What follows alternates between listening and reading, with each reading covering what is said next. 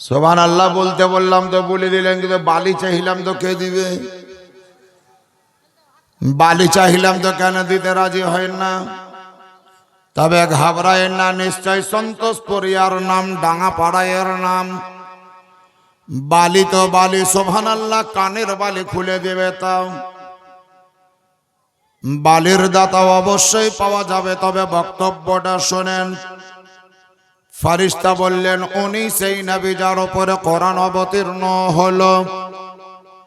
ওই ফারিস্তার বক্তব্য যে নবী যখন এত ওজনদার, তো নবীর ওজন কত আমরা না মেপে ছাড়বো না, নবীকে একবার মেপে দেখব তার ওজন ক কিলো।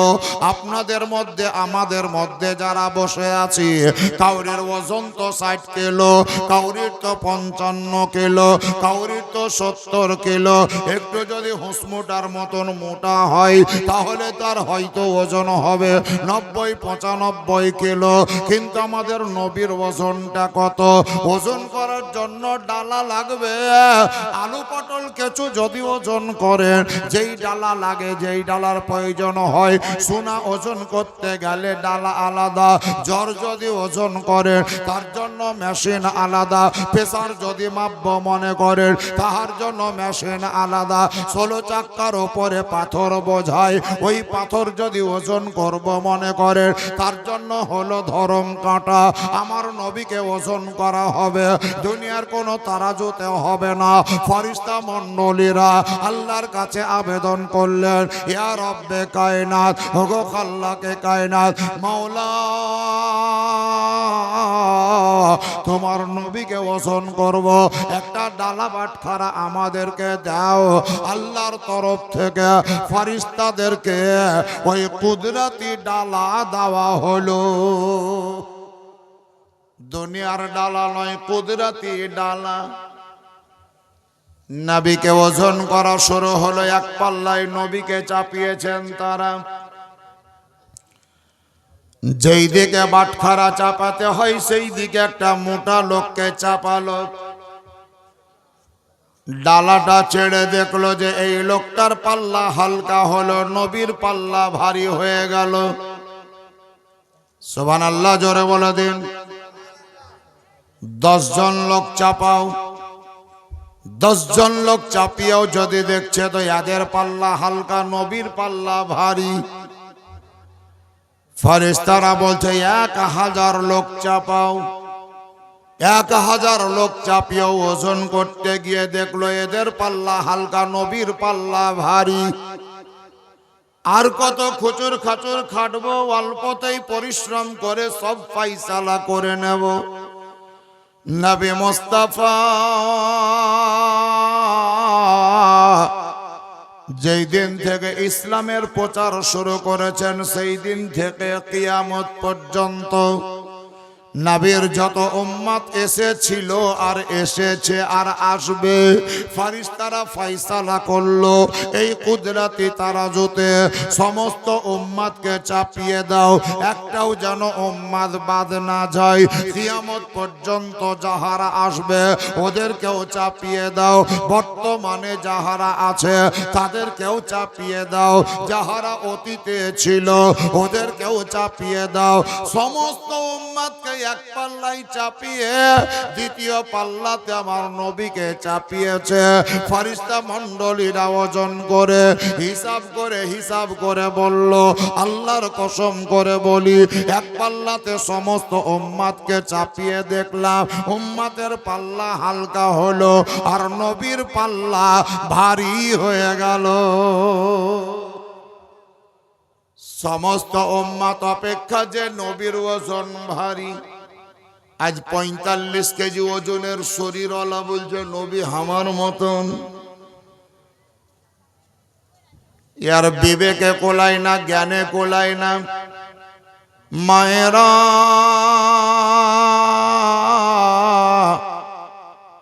ওগো বাপজিরা, ভাই এবং বোনেরা, আমরা ইসলাম ধর্মে দীক্ষিত হয়েছে, কলেমা পড়েছে। ইসলাম ধর্মের স্তম্ভ হলো 5টি। 1 নম্বর হলো কালেমা পাঠ করা। কালেমায় তাজ্ঞা লা ইলাহা ইল্লাল্লাহ ইল্লাল্লাহ মুহাম্মাদুর রাসূলুল্লাহ সাল্লাল্লাহু তাআলা আলাইহি ওয়াসাল্লাম। 2 নম্বরের স্তম্ভ যদি বলে তাহলে তার নাম হলো নামাজ। 3 নম্বরের স্তম্ভ হলো রমজান মাসের রোজা। 4 নম্বরের স্তম্ভ হলো বছরের শেষে যাকাত দেওয়া যাকাত। 5 নম্বরের স্তম্ভ হলো আপনি যদি বড় লোক হন জীবনে একবার আপনার উপরে ফরজ হবে, ওইটার নাম হলো হজ। নামাজ, রোজা, হজ, যাকাত, কালেমা, এই 5টা স্তম্ভ ছাড়া কেউ মুসলমান হতে পারে না। কলেমা যদি পড়ে থাকেন তো নামাজ আপনাকে পড়তেই হবে। কলেমা যদি পড়ে থাকেন তো রমজান মাসের রোজা আপনাকে রাখতেই হবে। ধন দৌলত যদি আল্লাহ দিয়েছে বছরের শেষে আপনাকে যাকাত দিতে হবে। জীবনে একবার আপনাকে হজ করতেই হবে। যাদের উপরে হজ ফরজ ওরা যদি হজ না করে তাহলে সে গুনাহগার হবে। যাকাত দেওয়ার মতন টাকা আছে, আপনি যদি যাকাত না দেন তাহলে ওই টাকা আপনি মুসলমান, আপনার জন্য খাওয়া হারাম হয়ে যাবে। কাপড়ে ময়লা লাগলে যেমন পরিষ্কার করতে হয়, যাকাতের উপযুক্ত হলে যাকাত দিয়ে আপনার ওই টাকাকে পরিষ্কার করে নিতে হয়। পরিষ্কার করে নিতে হবে। বাবাজিরা, ভাইরা, আমি বলেছিলাম 3 ট্রাক্টর বালি লাগবে। এখনো পর্যন্ত বালির দাতা একটাও হলো না। এটা বোধহয় আলাদা জিনিস বলে আর গ্রাহক পাওয়া যায় না। তবে আপনাদের মধ্যে কেউ যদি পারেন যে হুজুর আমি 1 ট্রাক্টর পারবো না, বালি কিনার নিয়তে আমি 1000 টাকা দেব, আপনি ওইটাও দিতে পারেন। 1000 টাকা, 1000 টাকা বালির দরুন, সিমেন্ট লয়, টাইলস লয়, 1000 টাকা আপনি দিবেন। আপনার টাকাটা ওই বালির খাতাতেই ভরার চেষ্টা করব, বালির খাতাতেই ঢুকিয়ে রাখবো। আপনার দেওয়া টাকাই যেন বালি চলে আসে, আরে বালি দিয়ে যেন টাইলস বসানো হয়ে যায়। ঢুকেছে গো, কেউ বলেছে, কেউ বলেনি। দেখেন বালি বোধহয় 1000 টাকা। কাবিল শেখ বাড়ি কোথায়? আসমানপুর বাড়ি। সুবহানাল্লাহ, জমিনপুর লয়, আসমানপুর। একবারে খাদানের কাছে আসমানপুর বাড়ি। নাম হলো কাবিল শেখ। তিনার বক্তব্য যে হুজুর আমি বালি কিনার দরুন বা বালি কিনার নিয়ত আমি 1000 টাকা দেব। লাগতো 18, পেলাম 1, 17 বাকি। জোরে তকবীর লাগান তাড়াতাড়ি। নারায়ে তাকবীর। আর একটু জোরে বলে দেন নারায়ে তাকবীর, নারায়ে রিসালাত, মাসলাকে আলা হযরত। 3 ট্রাক্টর বালি কিন্তু লাগবে। বা একজন ব্যক্তি 1000 টাকা দিল, তার নাম হলো কাবিল শেখ। ওনার বক্তব্য যে আমি দিব। তো 2 নম্বরে একজন ব্যক্তি হবেন না। ওইদিকে বিরিয়ানি ও সুবহানাল্লাহ রান্না বোধহয় কমপ্লিটের দিকে, আর আমার পরে একটা সুরেলি আওয়াজের বক্তা, জান ভরা বক্তা, মন ভরা বক্তা, জীবনী বক্তা। মুর্শিদাবাদ লয়, বীরভূমের লয়, নদিয়া ডিস্ট্রিক্টের বক্তা। দেখবেন চেহারা কত চিকুন আর গলার আওয়াজ কত পরিষ্কার। হাইরে গলা, জান ভরা গলা। যে হ্যাঁ, তার বক্তব্য আপনাদেরকে শুনতে হবে। জনাব মাওলানা হাসানুজ্জামান, নদিয়া ডিস্ট্রিক্ট থেকে আগত, আমাদের জন্য খুশুসি মেহমান। বাচ্চা ছেলে, কিন্তু আল্লাহ তাআলা তার বলার যোগ্যতা দিয়েছে, দক্ষতা দিয়েছে, ভালো বলে, ভালো বলতে পারে। তার বক্তব্য আপনাদেরকে শুনতে হবে। আমি বলছিলাম যে বালিটা আপনাদেরকে দিতে হবে, বালিটা লাগবে। এখন মা বোনদের দিকে খাতা কালো এলো না, ঘুরি চলে আছে। বলেন এক কথা থেকে নাম বলেন। ডাহিন দিকে বসেন, আমার ডাহিন দিকে বসে। এবার এক কথা থেকে নাম কয়টা বলেন। মা বোনদেরও জান খলবল করছে যে আমার নাম কখন বলবে, কখন বলবে, তা আমি বলি দেয়। হ্যাঁ, যা বলেন এক কথা থেকে বলেন। কি নাম?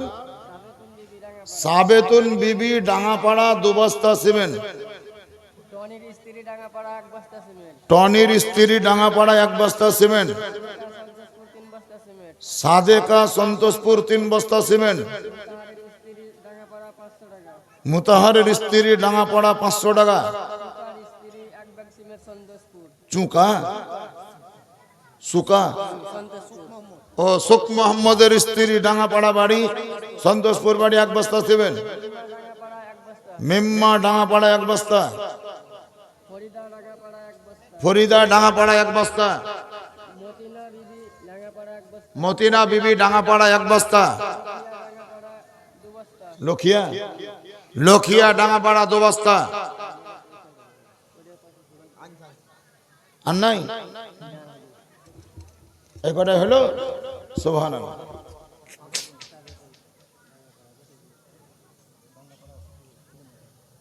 একদম চটচট করে দেখলাম। টাকা পয়সা কেউ দেয়নি। টাকা দাও। ওই ছেলেটা মুর্শেদ বাড়ি কোথায়?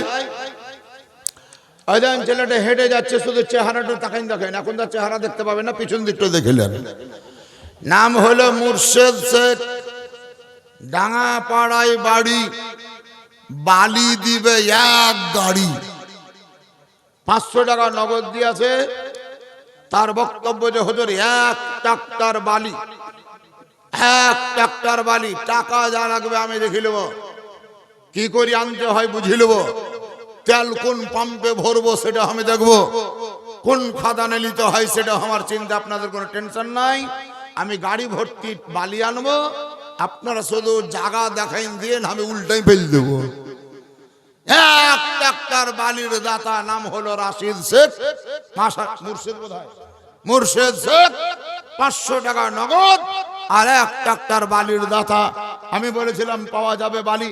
জোরে তো বলে নারায়ে তাকবীর, আরো জোরে বলে নারায়ে তাকবীর, নারায়ে রিসালাত, মাসলাকে আলা হযরত।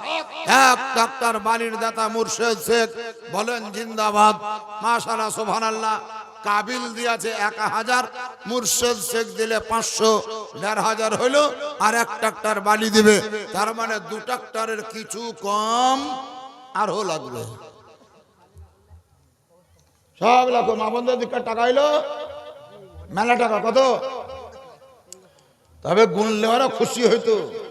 হ্যাঁ, টুক করে যদি গুনি বল দিতাম যে মা বোন আপনাদের দেওয়া টাকা 1500 হইলো বা 1000 হইলো বা 500 হলেও দিয়েছে হয়তো 20 টাকা, কিন্তু 20 টাকা 50 টাকা 100 টাকা দিতে দিতে দেখা গেল মসজিদের খাতায় জমা হয়ে গেল 1500 টাকা।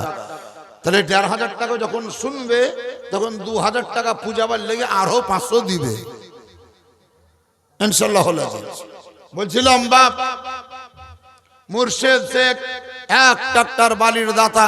মাশাআল্লাহ, সুবহানাল্লাহ। আর আপনাদেরকে দগ্ধাবো না, ব্যাঘাতটা করবো না। ফরিস্তা, ফরিস্তা। আমরা কোন সময় বাচ্চা ছেলেদেরকেও ফেরেশতা বলি। কেউ যদি বাচ্চা ছেলেকে মারে, বালির ধরুন 2000 টাকা। কি নাম? হাবিল। ওইটা দিলে কাবিল, আর ওইটা হাবিল। আসমানপুর বাড়ি হাবিল শেখ। হাবিল শেখের পক্ষ থেকেই দেখেন একজন মহিলা, আসমানপুর বাড়ি। তার বক্তব্য যে আমি বালি কিনা ধরুন 2000 টাকা দিব। সুবহানাল্লাহ। তাহলে কাবিল দিয়েছে 1000, হাবিল দিবে 2000, টোটাল হলো 3000। তার মানে হাফ ট্রাক্টর হলো। আর আমাদের মুর্শিদের 500 টাকা, ওইটা তেল ভরে দেব।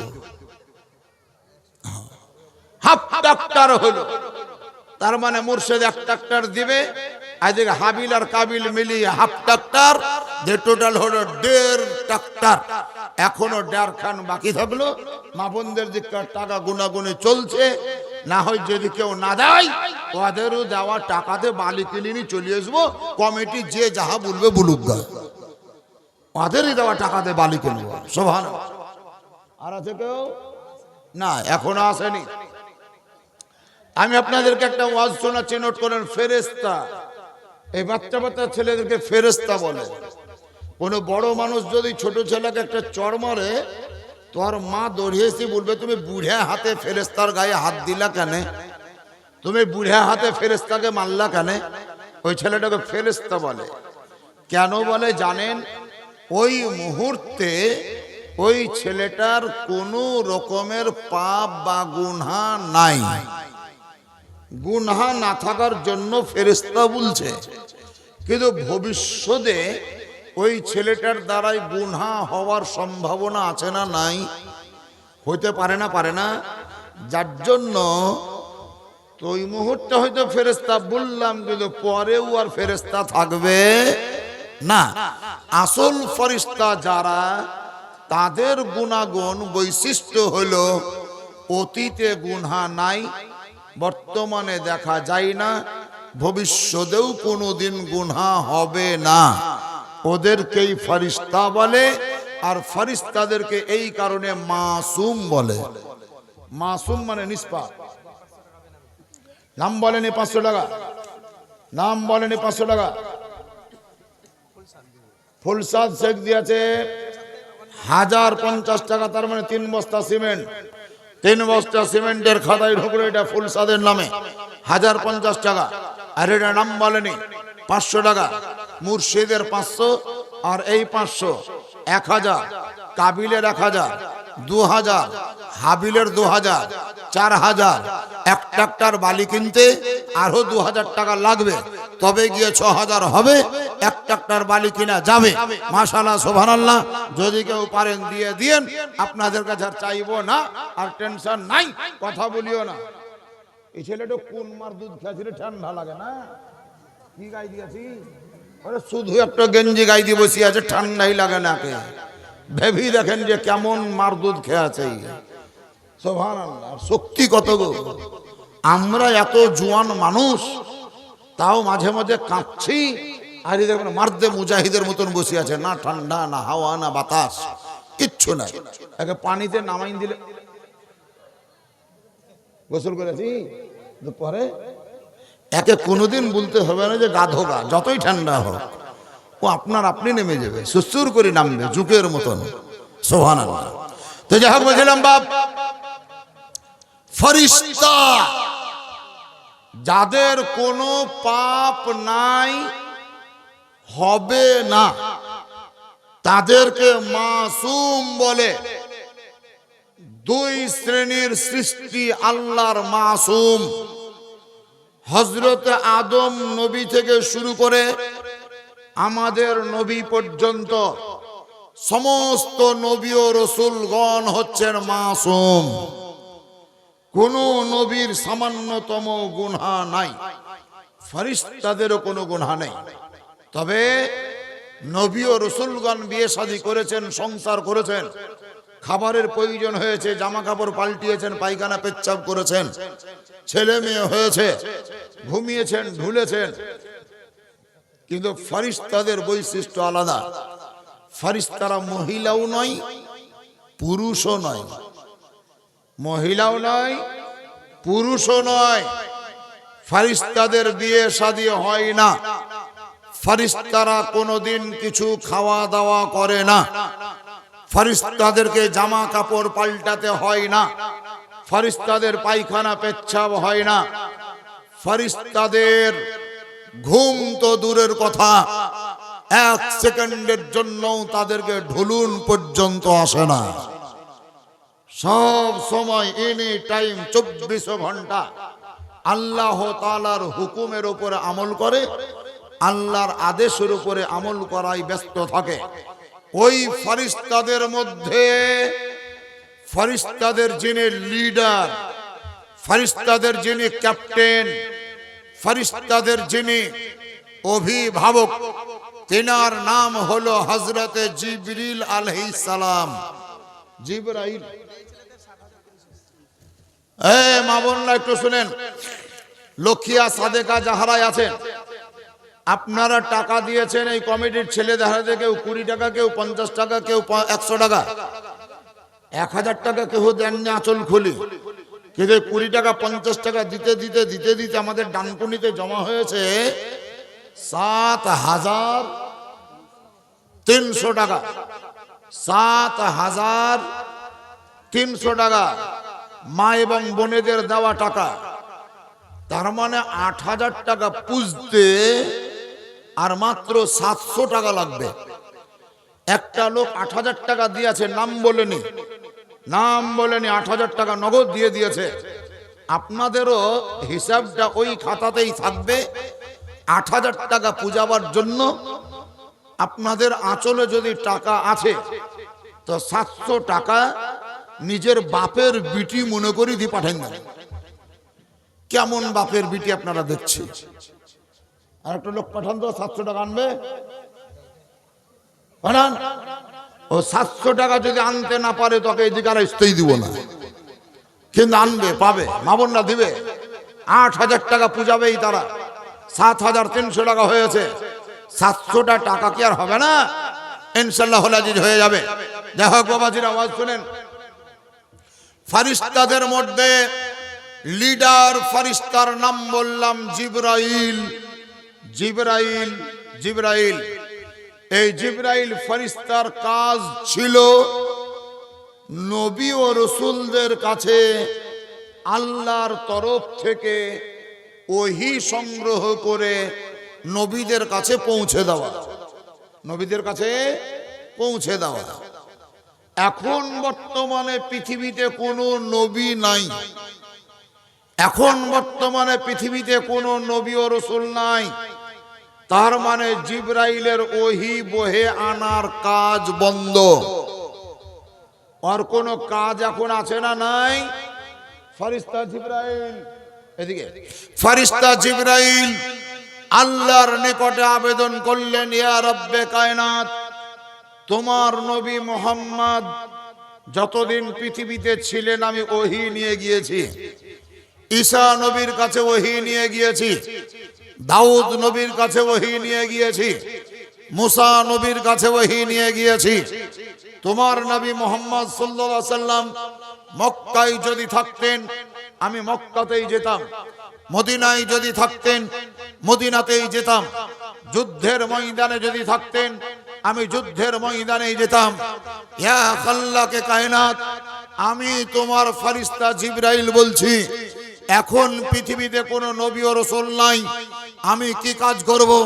ওই ধ্যান বক্তার আগমন ঘটছে, ইনশাআল্লাহ খোদার শুকরিয়া আদায় করেন আর জোরে তাকবীরের আল্লাহু আকবার বলে নারায়ে তাকবীর, নারায়ে তাকবীর, নারায়ে রিসালাত, ইয়া রাসূলুল্লাহ। জীবনী বক্তা মাওলানা হাসানুজ্জামান সাহেব জিন্দাবাদ, নারায়ে তাকবীর, আল্লাহু আকবার, নারায়ে রিসালাত, ইয়া রাসূলুল্লাহ। মাওলানা হাসানুজ্জামান সাল্লামাহু আগমন ঘটলো, ইনশাআল্লাহ হাজির তার বক্তব্য আপনারা শুনবেন। বসেন, ধ্যান দেন। বলছিলাম জিবরিল আমিন আলাইহিস সালাতু ওয়াত তাসলিম আল্লাহর নিকটে আবেদন করলেন, ইয়া রব্বে কায়নাত, ইয়া খাল্লাকে কায়নাত, আদম নবীর কাছে ওহী নিয়ে গিয়েছি, শীষ নবীর কাছে ওহী নিয়ে গিয়েছি, দাউদ নবীর কাছে ওহী নিয়ে গিয়েছি, মুসা নবীর কাছে ওহী নিয়ে গিয়েছি, ঈসা নবীর কাছে ওহী নিয়ে গিয়েছি, শেষ জামানার নবী মুহাম্মাদের নিকটে ওহী নিয়ে গিয়েছি। এখন কোন নবী রাসূল পৃথিবীতে নাই। অতএব আমি এখন কি করব? আমার কাজ কি? আমাকে কোনো কাজ দেওয়া হোক, আমাকে কোনো কাজ দেওয়া হোক, আমাকে কোনো কাজ দেওয়া হোক। আল্লাহ রব্বে কায়নাত বলেন, জিবরাইল ঘাবড়াতে হবে না, আমার দরবারে কাজের অভাব নাই, প্রচুর কাজ তোমার জন্য আজ থেকে আমি দায়িত্ব অর্পণ করছি। যেহেতু নবী ও রাসূল পৃথিবীতে নাই, ওহী বহন করে নিয়ে যেতে হবে না, কিন্তু আমার সেই নবীর অসংখ্য উম্মত আছে পৃথিবীতে। আরবের কান্ট্রিতে বসে অথবা দাঁড়িয়ে আমার নবীকে কেউ সালাম দিবে, সন্তোষপুরের ধরতিতে আমার নবীর প্রতি দুরূদ পড়বে, আমার নবীকে দাঁড়িয়ে বা বসে সালাম দিবে, সিধরের সরজমিনে বসে বা দাঁড়িয়ে নবীকে সালাম দিবে। এতদিন পর্যন্ত তুমি আমার দেওয়া ওহী নবীদের কাছে পৌঁছালছো, আজ থেকে কিয়ামত পর্যন্ত তোমার দায়িত্ব আমার বান্দাদের পড়া দরুদ মদিনাতুল মুনাওয়ারায় পৌঁছে দেবে। সুবহানাল্লাহ, নারে তাকবীর, নারে রিসালাত, মাসলাকে আলা হযরত উলামায়ে আহলে সুন্নাত নারে তাকবীর নারে রিসালাত পর্যন্ত এই দায়িত্ব তোমাকে অর্পণ করলাম, এই দায়িত্বের উপরে তোমাকে অটল থাকতে হবে। আজকে আমরা সন্তোষপুরে বসে দরুদ পড়লাম, নবীর কাছে পৌঁছাবে, নিয়ে যাবে কে? জিবরিল ফেরেশতা। মনোরমপুরে দাঁড়িয়ে নবীকে সালাম দেব, নবীর কাছে পৌঁছাবে, নিয়ে যাবে কে? জিবরাইল ফেরেশতা। আপনাদের আমাদের গ্রামের ডাক পিয়ন নয়, পোস্ট মাস্টার নয়, পোস্ট অফিসের পিয়ন নয়। আপনার আমার দরুদ এবং সালাম নবীর দরবারে পৌঁছে দেওয়ার জন্য খোদার নূরের তৈরি ফেরেশতাদেরকে নিয়োগ করা আছে। তাই একবার উঁচু আওয়াজে ভক্তি ভরে আপনাদের দরুদ যেন নবীর দরবারে পৌঁছে যায়, এই নিয়তে একবার দরুদ শরীফ পড়ুন। আল্লাহুম্মা সাল্লি আলা সাইয়্যিদিনা মাওলানা মুহাম্মাদ ওয়া আলা আলি সাইয়্যিদিনা। এবারের মতো ছেড়ে দো গো ইজরাইল, মিনতি করিয়া কই তোমার রে আসমান জমিন, আসমান জমিন চেহারা তোমার আযাবের ডান্ডা হাতে তে তোমার, তোমার হাত, তোমার হাত বুকে রাখিলে যেন পাহাড় বুকে চাপালে কেমনে থাকিব অন্ধকার কবরের মিনতি করিয়া কই তোমার রে। জোরে বলুন সুবহানাল্লাহ। সুবহানাল্লাহ। মাব কান্দিবে ধুলাতে পড়িয়া, বাপ কান্দিবে খাটলি ধরিয়া, ভাই বোন কান্দিবে, ভাই বোন কান্দিবে মায়া আর কারণে রে মিনতি করিয়া কই তোমার রে। যা হোক বাবাজিরা, শেষ ওয়ান্তে শেষ পর্বে আমাদের জানা মুর্শিদ শেখ এক ট্রাক্টর বালি সহ 500 টাকা, হাবিল শেখের বাড়ির পক্ষ থেকে 2000 টাকা, কাবিল 1000 টাকা, আরো একটি লোকের নাম হলো ওবাইদুল ইসলাম বা ওবাইদুল শেখ, তার স্ত্রী হাসপাতালে ভর্তি, দিয়েছে 500 টাকা। দোয়া করার জন্য আবেদন করেছে। বক্তা আপনাদের সম্মুখে উদীয়মান হয়েছে, আমারও চলে যাওয়ার সময় হয়ে গিয়েছে। তাই আসুন মুর্শিদ সহ ওবাইদুল, হাবিল, কাবিল আরো যারা দান দিয়েছেন সকলের উদ্দেশ্যে আমি যাওয়ার পূর্বে একবার হাত তুলে দোয়া করে। আল্লাহুম্মা আমিন। আল্লাহুম্মা আমিন। আল্লাহুম্মা সাল্লি আলা সাইয়্যিদিনা শাফিআনা মাওলানা মুহাম্মদ ওয়া বারিক ওয়া সাল্লিম সালাতান ওয়া সালামান আলাইকা ইয়া রাসূলুল্লাহ। আমিন।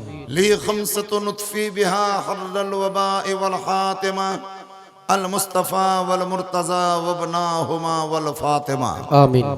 या इलाही रहम फरमा मुस्तफा के वास्ते, या रसूल अल्लाह करम कीजिए खुदा के वास्ते, आमीन मुश्किलें हल कर शहे मुश्किल कुशा के वास्ते, करबला ए रद शहीद करबला के वास्ते, आमीन অনন্ত অসীম প্রেমময় তুমি বিচার দিনের স্বামী, যত গুণগান হে চিরমহান তোমারই অন্তর্যামী। আল্লাহ, হায়াতের মালিক যেমন তুমি, মৌতের মালিক তেমন তুমি। তুমি জানো কাকে কখন পৃথিবীতে পাঠাবে, তুমি জানো কাকে কখন পৃথিবী থেকে তুলে নেবে। তোমার ইচ্ছার উপরে নির্ভরশীল আমরা সকলেই তোমার দরবারে হাত উঠিয়ে দোয়া চাইছি। আল্লাহ, তুমি আমাদের হায়াতকে, বয়সকে, উম্রকে লম্বা করে দাও, যেন আমরা বেশি বেশি করে তোমার প্রশংসা করার সুযোগ পাই। আমিন। রোগ দেওয়ার মালিক যেমন তুমি, ভালো করারও মালিক তুমি।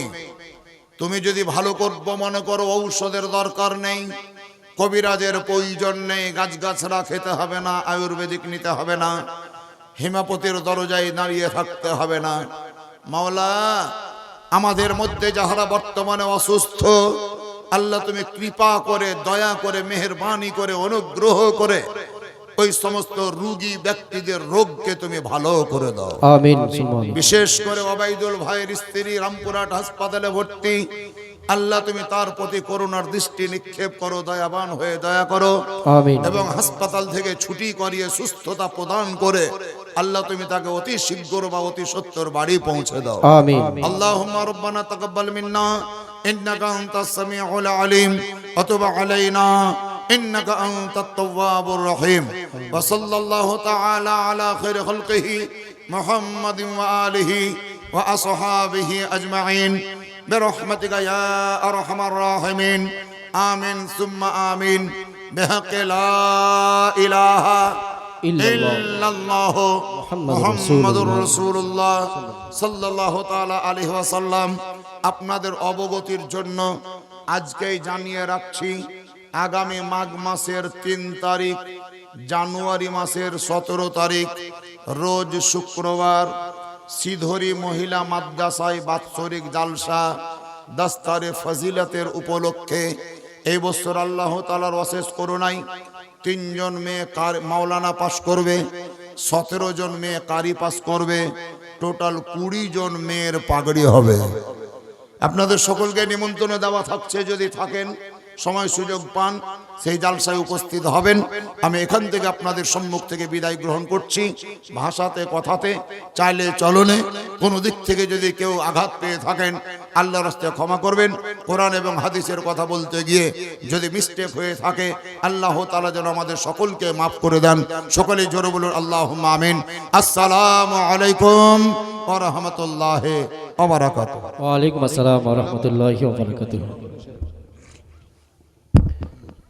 মাশাআল্লাহ, সুবহানাল্লাহ। এতক্ষণ আলোচনা শুনছিলেন বাঙ্গাল বিখ্যাত বক্তা। আপনাদেরকে যুক্তি দিয়ে 17 জানুয়ারি তিনি ভালোভাবে আপনাদেরকে বুঝিয়ে বললেন। আপনারাও এত শীতের রাত্রিতে, শীত পড়ছে তবুও আপনারা